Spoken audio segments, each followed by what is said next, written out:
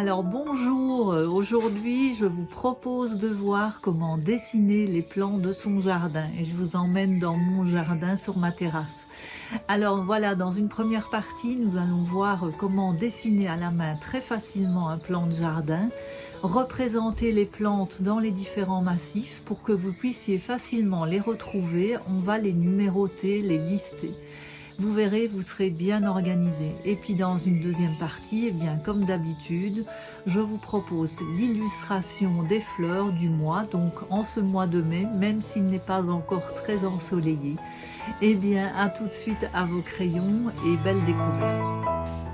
Je m'appelle Ariane. Depuis toujours, j'aime dessiner et peindre. Dans ma vie professionnelle, que ce soit en graphisme ou en conception d'outils digitaux, j'ai pu aider des entreprises à organiser leur contenu, à structurer, à clarifier des projets. Peindre la nature et les fleurs ou jardiner est pour moi une source de sérénité, énergie et créativité. Le dessin n'est pas une histoire de don mais d'apprentissage. Il faut pouvoir regarder, découvrir, s'inspirer. Donc dans mes vidéos, nous aborderons des techniques de peinture pour vous aider à démarrer, à vous améliorer, mais je vous y emmènerai également dans des histoires de fleurs, de peintres, d'art et d'histoire, et des réalisations concrètes pour améliorer et embellir votre quotidien, et surtout, je l'espère, trouver votre propre créativité et bonheur.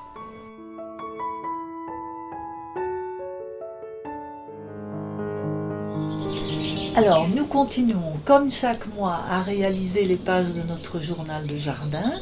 Et je vous invite, si vous voulez vous le remémorer, à aller voir le tuto numéro 1. Je vous mets le lien ci-dessus et dans la description.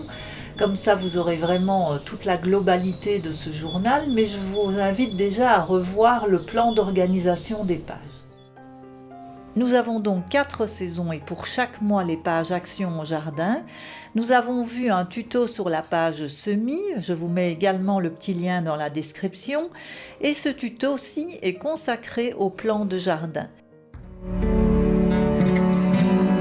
C'est très utile avant de concevoir un jardin d'en établir le plan.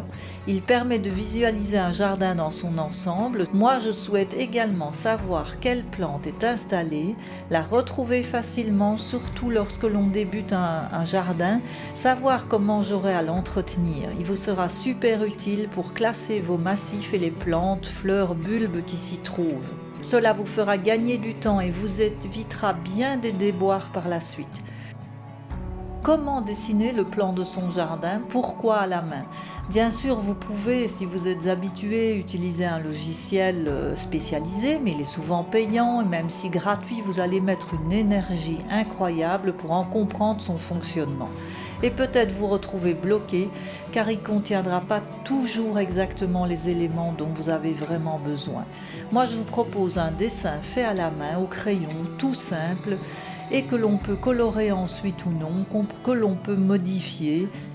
Alors nous allons le réaliser en 2 phases. D'abord un plan d'ensemble en petit en nommant les différentes parties du jardin. Ensuite nous reprenons chaque partie dans un plan plus détaillé avec la forme des arbustes, les plantes présentes, les fleurs et nous numérotons le tout. Et je vous donne quelques astuces pour dessiner telle ou telle variété de plantes.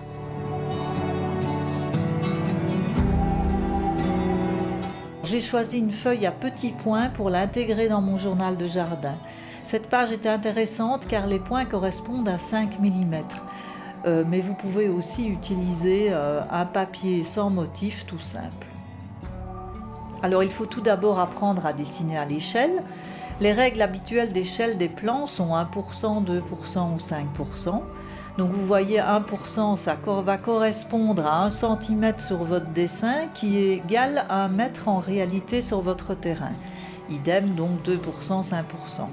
Vous voyez donc dans cet exemple, pour un terrain qui mesure 20 mètres sur 12 mètres, eh bien la mesure qu'il fera sur votre feuille de papier en fonction de l'échelle choisie.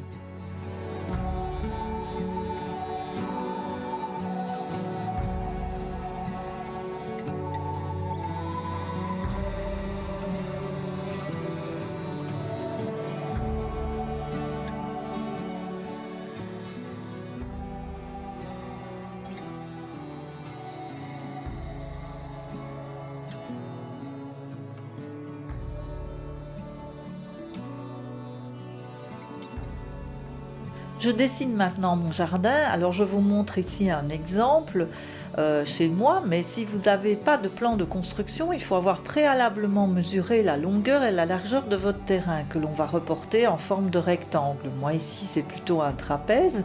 Il faut avoir pris des notes sur les grands métrages. Et là, on reporte tout sur le plan, l'emplacement de la maison ou d'une partie, éventuellement une terrasse, et la surface de jardin, les lieux avec les grands arbres et les massifs que l'on a réalisés. Vous pouvez le dessiner au début de façon assez rigide, un peu au carré, et puis vous arrondissez les angles. Voilà, ça donne une première idée de notre jardin. Et je vais nommer les lieux, par exemple massif 1, massif 2, potager, etc. Pour l'instant, je le laisse tel quel, je vais y revenir par la suite.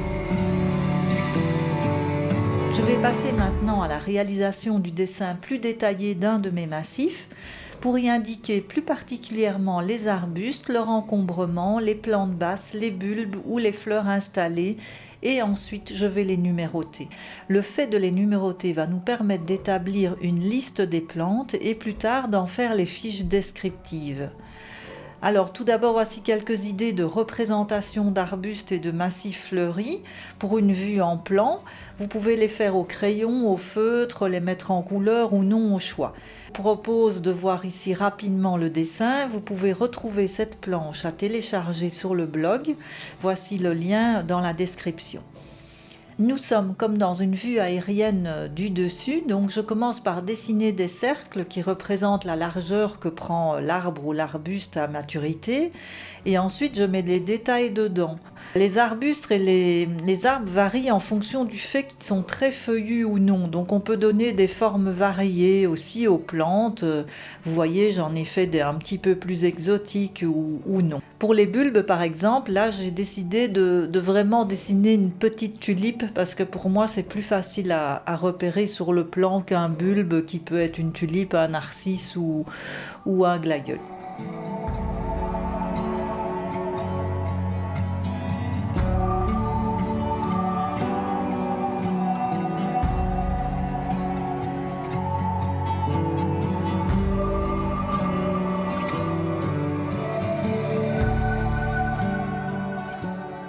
Pour mon plan, j'ai reproduit à l'échelle 5% la longueur de mon massif et la largeur, suivant sa forme. Je commence au crayon, donc par faire des cercles, et ensuite je redessine plus complètement des bords feuillus, les branches au centre ou non. Et j'essaye de me rapprocher le plus possible de l'aspect de la plante réelle, pour bien la repérer sur le plan. Et je numérote toutes ces plantes au centre. Et ce numéro, lui, sera repris sur une liste avec le nom de la plante.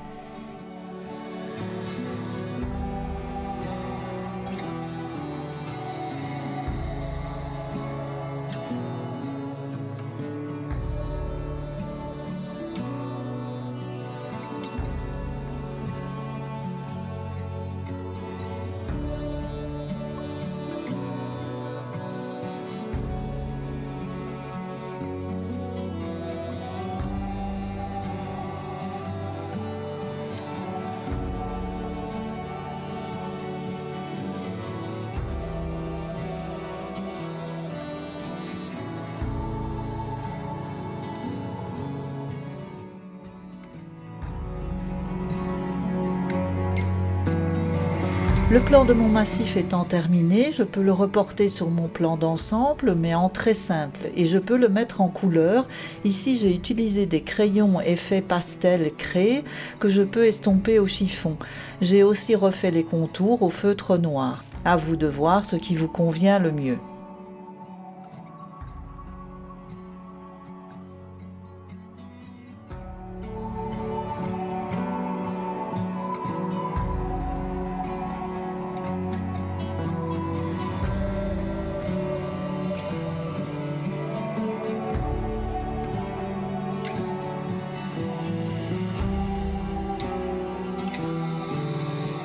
Autre astuce, pensez à indiquer sur le plan l'orientation parce que c'est important de savoir où se trouve le sud, le nord, l'est et l'ouest pour les plantations futures.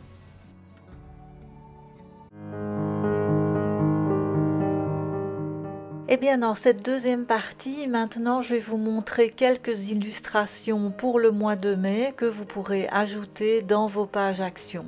Et là, donc, je vous propose rose, iris, pâquerette, digitale, voilà, plein de fleurs très jolies pour ce mois de mai.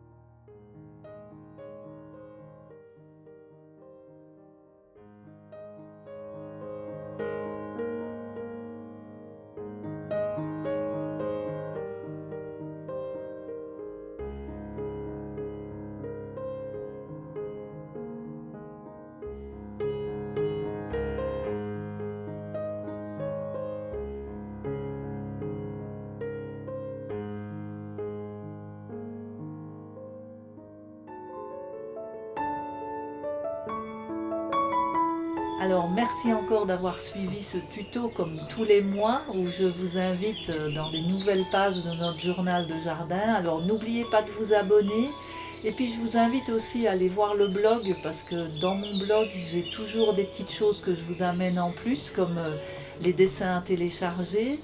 Et vous avez aussi la possibilité de vous abonner à la newsletter qui vous tiendra au courant directement des nouveaux articles qui sortent, des nouvelles vidéos.